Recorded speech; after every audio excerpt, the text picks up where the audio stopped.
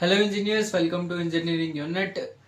आज हम machine learning series का एक और लेक्चर करने वाले हैं, lecture 3, in which we are going to understand कि क्लासिफिकेशन एंड रिग्रेशन क्या होता है।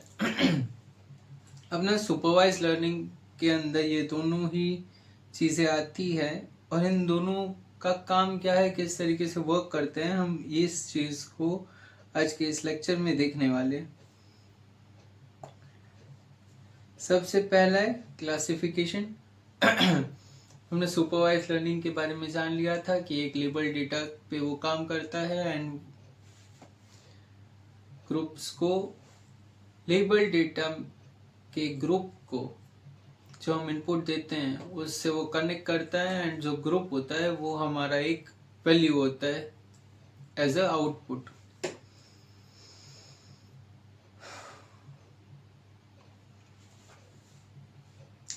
ये क्लासिफिकेशन एक सुपरवाइज्ड लर्निंग की टेक्निक है और मोटा मोटा समझे तो हमने ऑब्जेक्ट्स को क्लास डिफाइन कर दी है, class A, class B, class C. अब ये इसके अंदर ए के ऑब्जेक्ट्स होंगे, इसमें बी के ऑब्जेक्ट्स होंगे एंड इसमें सी के ऑब्जेक्ट्स होंगे। अब हम मॉडल को ट्रेन करेंगे।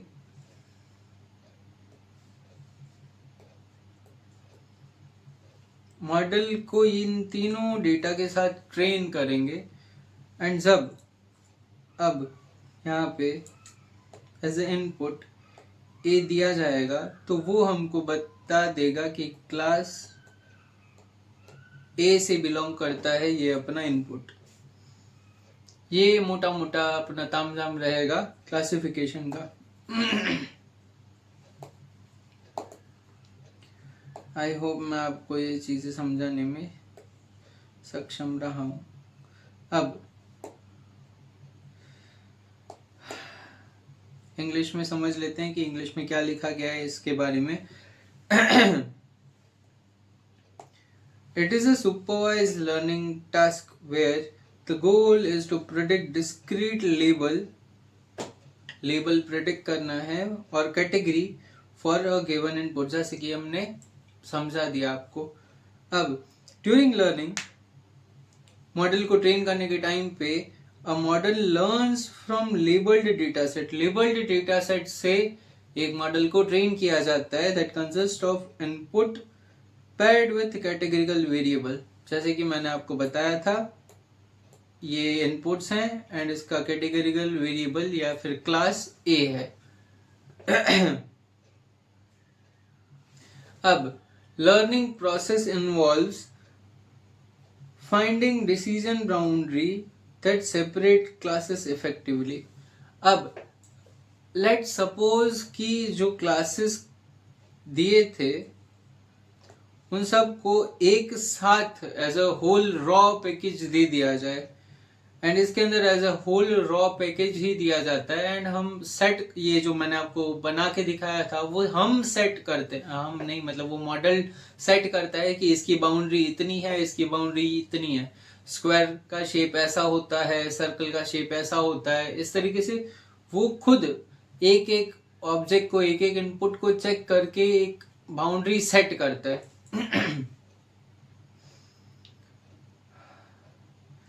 और इसमें हमें आउटपुट क्या मिलता है, एक क्लास या फिर क्या लिखा है ऊपर, कैटेगरी।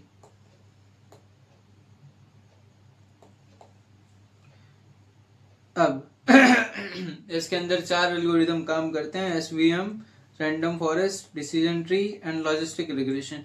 अब लॉजिस्टिक रिग्रेशन क्या होता है? लॉजिस्टिक रिग्रेशन, चाहे रिग्रेशन इसमें लिखा है पर इसमें रिग्रेशन नहीं होता। It is irrespective of its name, it is used for classification by modeling the probability of an instance belonging to particular class using the sigmoid function।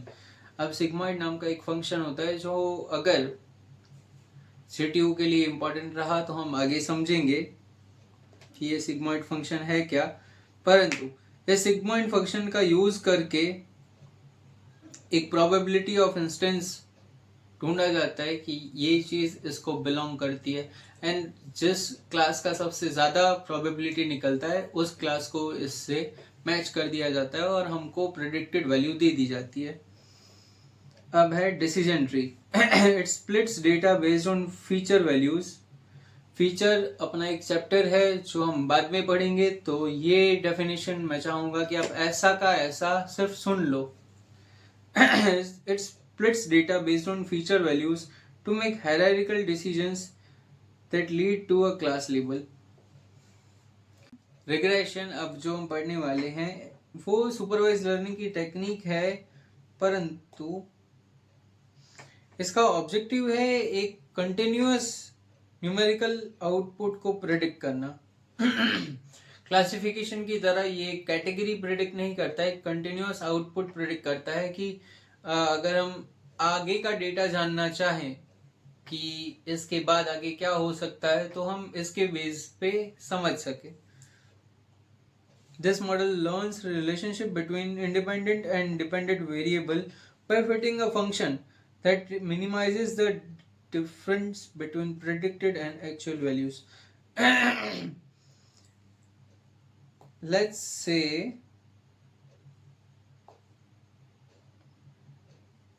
ये एक हमको ग्राफ दिया हुआ है,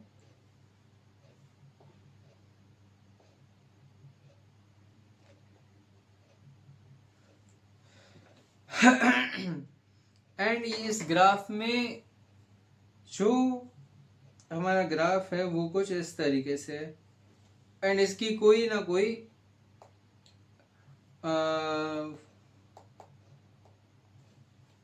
फंक्शन होगा। कोई ग्राफ बनाए तो ग्राफ का फंक्शन होगा। अब फॉर एग्जांपल कि हमारे पास यहाँ तक का डेटा है, राइट, एंड इसके अकॉर्ड मतलब यहाँ यहाँ यहाँ यहाँ यहाँ इस तरीके से पॉइंट्स में हमारे पास डेटा है इस ब्रैकेट में, और हम अगर चाहें कि मुझे इस ब्रैकेट के बाहर की चीज प्रेडिक्ट करनी है कि जैसे 10 साल बाद एक स्टॉक की प्राइस क्या होगी, तो हम लॉजिस्टिक रिग्रेशन का हेल्प लेते हैं टू प्रेडिक्ट दिस वैल्यू। हमारे पास इतना डेटा है, इस ब्लॉक का डेटा है, एंड हम इस वैल्यू को जानने की कोशिश करते हैं। तो यही लिखा है कि this model learns the relationship between independent variable and dependent variable, मतलब वही जो मैथमेटिक्स में होता है, डीएम में पढ़ के आ ही रहे होगे। And by fitting a function, एक फिट करता है function based on the input values that minimizes the difference between predicted value, जो वो आगे कभी जाके प्रेडिक्ट करेगा, एंड एक्चुअल वैल्यू, जो कि एक्चुअली उस टाइम पे वैल्यू होगी। इसका एक टाइप है लीनियर रिग्रेशन, जो मैंने यहाँ पे y = mx + b एंड एक ग्राफ के साथ समझा दिया है।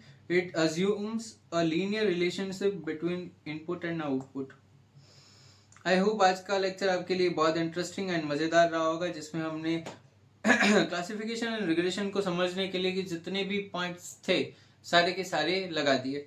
अब रिग्रेशन में कुछ और चीजें हैं, इसके कुछ टाइप्स हैं जो इसमें मैं लिखा नहीं हूँ, जैसे कि पॉलिनोमियल रिग्रेशन। वो सब रिग्रेशंस आपको एग्जाम में नहीं पूछे जाएंगे, आपको रिग्रेशन की डेफिनेशन पूछी जाएगी, क्लासिफिकेशन की डेफिनेशन पूछी जाएगी। हाँ, तो रिग्रेशन का मैं आपको एक एग्जांपल दे देता हूँ। एग्जांपल है रिग्रेशन का, जैसे प्रेडिक्टिंग